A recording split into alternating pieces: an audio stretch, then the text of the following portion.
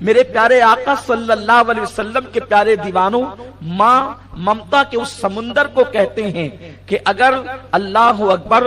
ماں کو انسان صرف غموں میں یاد کر لے تو اس کے غم ہلکے ہوتے ہوئے نظر آتے ہیں۔ ماں ٹھنڈی ہوا کے جھونکوں کی طرح ہوتی ہے، ماں شگفتہ پھول کی طرح ہوتی ہے، ماں کی ممتا پھولوں کی نکہتوں کی طرح ہوتی ہے، ماں کا پیار تتلیوں کی جو ہے وہ تتلیوں کے باغپن کی طرح ہوتا ہے، ماں کا آنچل ایسا محسوس ہوتا ہے جیسے خدا کی رحمتیں کسی انسان کے سر کی بلائیں لے رہی ہو۔ میرے پیارے آقا صلی اللہ علیہ وسلم کے پیارے دیوانوں، کسی مفکر سے یہ بات کہلوائی گئی تھی کہ ماں کی گود کو آپ نے کیسے محسوس کیا، تو وہ کہتا ہے کہ ماں کی گود کو میں نے مثل تخت کے محسوس کیا، جب تک کہ ماں کی گود میں میرا سر رہا میں نے اپنے آپ کو تخت والا، اور جب تک کہ باپ کا ہاتھ میرے سر پہ رہا میں نے اپنے آپ کو تاج والا محسوس کیا۔ ماں کی گود تخت سے کم نہیں، باپ کا ہاتھ اگر سر پہ ہے تو وہ تاج سے کم نہیں۔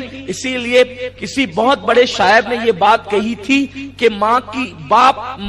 گود اور باپ کی گود اور ماں کا آنچل ہم بھی کبھی تخت و تاج والے تھے، یعنی جب تک انسان کے سر پر باپ کا سایہ اور ماں کی گود میسر رہے تو انسان کو گویا کہ وہ چیز تخت تاج کا مزہ دیتی ہے۔ گویا کہ فٹ پاتھ پر زندگی گزارنے والا ایک شخص اگر اس کے پاس ماں کی گود موجود ہے اور باپ کا سایہ سر پر موجود ہے تو وہ تخت والا بھی ہے اور تاج والا بھی ہے۔ میرے پیارے آقا صلی اللہ علیہ وسلم کے پیارے دیوانوں، بات اتنی ہے، کسی بہت بڑے مفکر نے یہ بات کہی ہے، اگر کوئی تم سے پیار کرے تو تم اس پیار کی قدر کرو، ورنہ اللہ تم پر ایک دن ایسا لائے گا کہ تم پیار کو ترس جاؤ گے۔ میرے پیارے آقا صلی اللہ علیہ وسلم کے پیارے دیوانوں، دنیا میں دوست بھی پیار کرتے ہیں، دنیا میں استاد بھی پیار کرتا ہے، دنیا میں بیوی بھی پیار کرتا ہے، دنیا میں اولاد بھی پیار کرتی ہے، دنیا کے اندر بہت سارے محبت کرنے والے ملتے ہیں،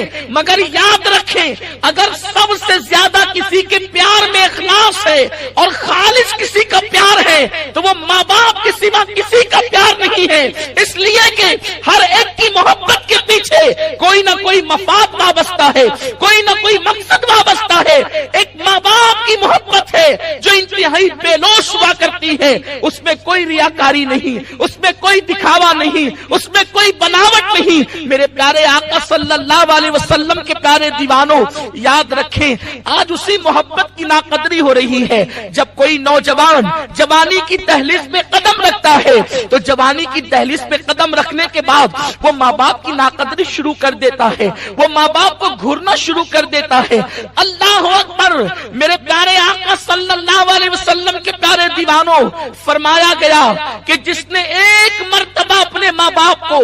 تیز نگاہ سے دیکھا یا گھور کر کے دیکھا، قیامت کے دن اس کے دفتر سے نیکیاں ختم کر دی جائے گی، اس کی نیکیوں کو ضائع کر دیا جائے گا۔ اس مجمع کے حوالے سے میں بدگمان تو نہیں، میرا حسن ظن کہتا ہے کہ شاید یہاں